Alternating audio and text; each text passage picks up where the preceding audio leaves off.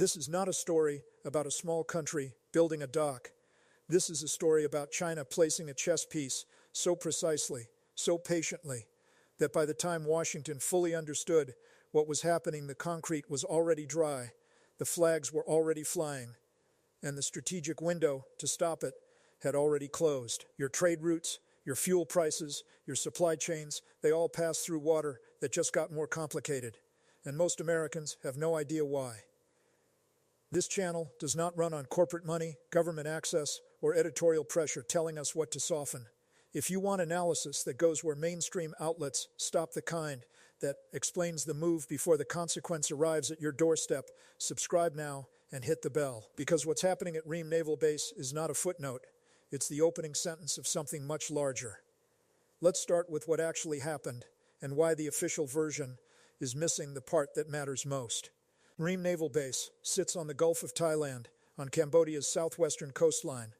For decades, it was a modest facility, underfunded, aging, strategically irrelevant by most calculations.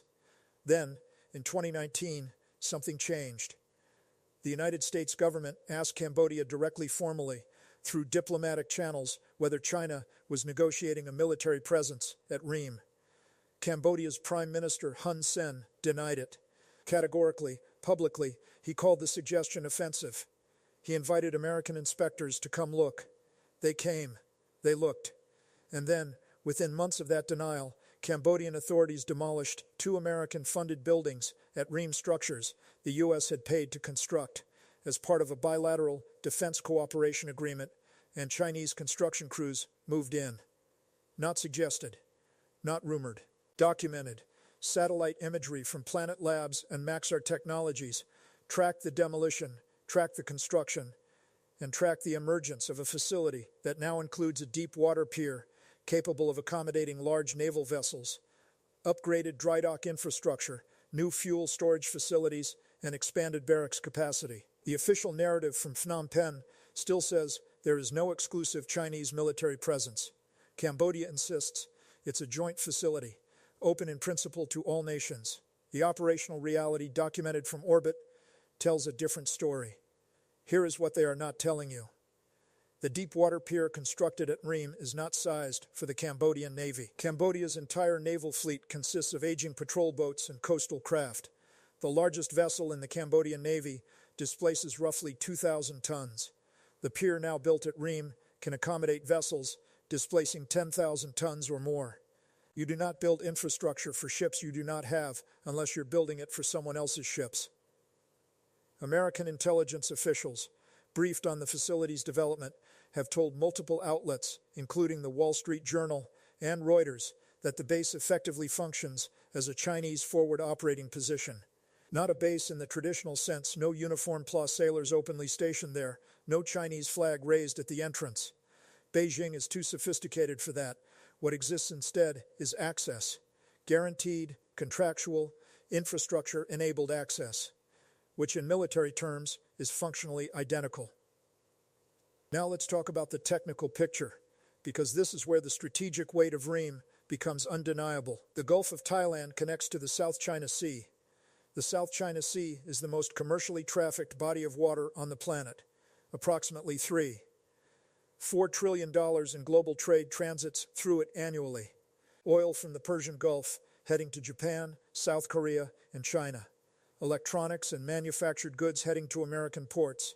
Agricultural commodities flowing in every direction. All of it passes through choke points that are now flanked by new infrastructure with Chinese fingerprints on the engineering contracts. The Strait of Malacca, which connects the Indian Ocean to the South China Sea, is roughly 800 miles from Ream. A naval vessel operating from Ream or supported by Ream's logistics infrastructure sits within operational range of that strait. Not firing range, strategic range, the range at which presence creates influence, and influence shapes behavior. The U.S. 7th Fleet has operated in this region for decades on the assumption that it faces no capable land-based threat infrastructure south of the South China Sea. That assumption is now under revision.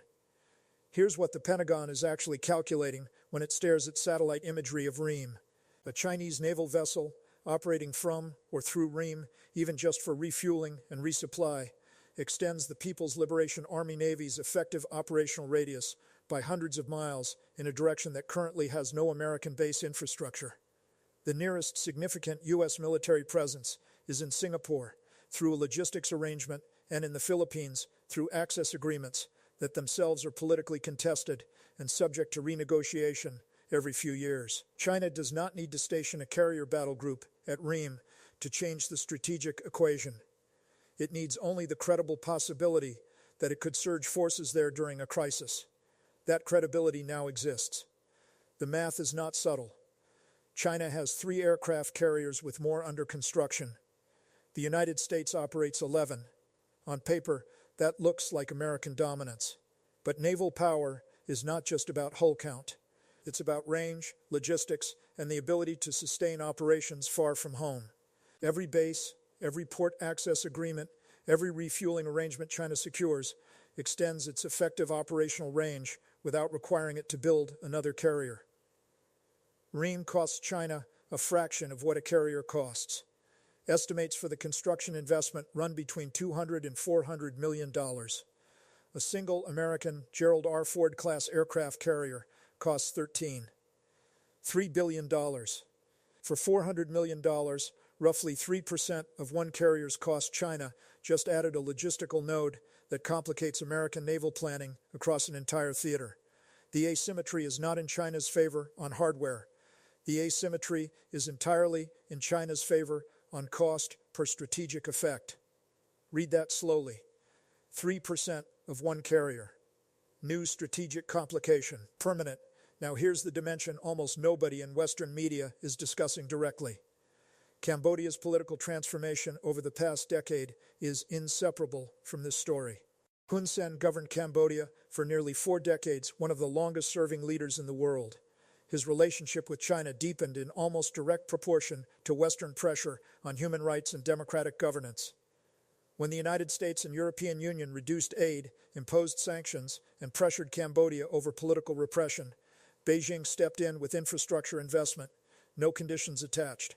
China is now Cambodia's largest foreign investor and largest source of development financing.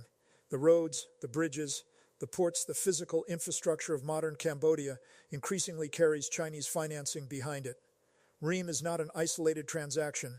It is the military expression of an economic relationship that was built over 2 decades with patient, deliberate investment. And this is the model Beijing has been executing across Southeast Asia, across Africa, across the Pacific Island chains. Not conquest, not coercion in the traditional sense. Investment, infrastructure, access agreements that follow naturally once a country's economy is structurally linked to Chinese capital. The Pentagon has watched this model operate for years. The problem is that the American strategic toolkit sanctions, aid conditions, democracy promotion tends to push countries toward China faster than it pulls them toward Washington. Cambodia is the clearest example of that dynamic playing out to its logical conclusion. Now pull back even further. China's strategic document, the concept known as the String of Pearls, describes a network of ports, bases, and access agreements stretching from the Chinese mainland through the South China Sea, through the Indian Ocean, and toward the Persian Gulf. Analysts debate how formal this strategy is, how explicitly coordinated.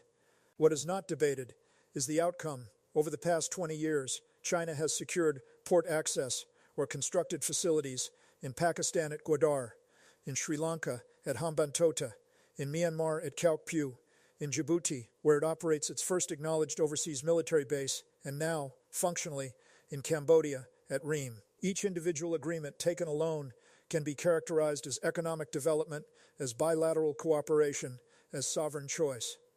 Taken together, they describe an arc that places Chinese accessible infrastructure along virtually every major maritime choke point between Shanghai and the Persian Gulf. Washington is not blind to this. But Washington's response has been reactive and inconsistent. The U.S. did not secure a permanent base agreement in Australia's Darwin until 2011. The AUKUS submarine deal was announced in 2021. Its first submarines will not be operational until the 2030s. The enhanced access arrangements in the Philippines, finalized in 2023, are legally fragile and politically contested. China started building Ream's new pier before any of that. Patience has been Beijing's most powerful strategic asset. Now here's where this connects to the American taxpayer in a way that no mainstream anchor has explained cleanly. The U.S. currently maintains approximately 375,000 military personnel deployed across the Indo-Pacific theater.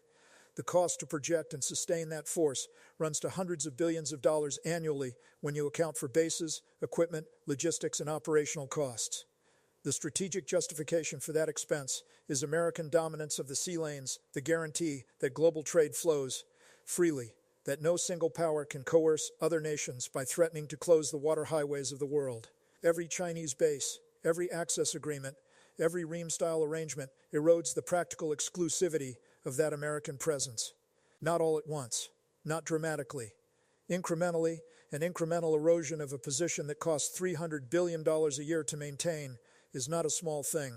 It means more ships needed to patrol more contested zones. It means higher insurance premiums on maritime trade as risk assessments shift. It means American allies in the region recalculate their own security arrangements, wondering whether Washington's commitment is durable enough to stake their sovereignty on. That recalculation is already happening in ways that will shape the next decade of alliance politics across the entire Indo-Pacific. Here are my 3 predictions, with a time frame attached. First, within 18 months, a People's Liberation Army Navy vessel conducts a documented port call at Ream under the framing of a routine bilateral exercise with the Cambodian Navy. It will be acknowledged, briefly covered, and then narratively minimized as not a formal basing arrangement. It will be both of those things simultaneously. Second, within 3 years, the United States formally reduces or suspends military aid to Cambodia over the Ream situation.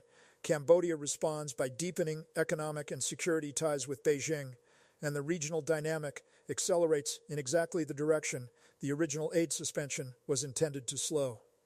This is the pattern. It has repeated in Myanmar, in Laos, partially in Thailand. Cambodia will not be the exception. Third, within 5 years, the question of Chinese naval access in the Gulf of Thailand will become a direct variable in any American military planning scenario involving Taiwan. Not because Ream is close to Taiwan, because every additional logistical node China secures in the region forces U.S. planners to account for threats on multiple axes simultaneously, which degrades response capacity on any single axis, including the Taiwan Strait. The math of multi-theater pressure is not complicated. It is simply uncomfortable to say plainly on a mainstream platform. What happened at Ream is not a mystery. A smaller country, economically dependent on a larger patron, provided the larger patron with strategic access in exchange for continued investment and political cover. It happened incrementally, with enough deniability at each stage to prevent a decisive Western response. And by the time the satellite imagery made the situation undeniable, the concrete was cured and the strategic reality was established. The lesson China drew from watching American responses to Djibouti, to Hambantota, to Gwadar was simple. Move carefully.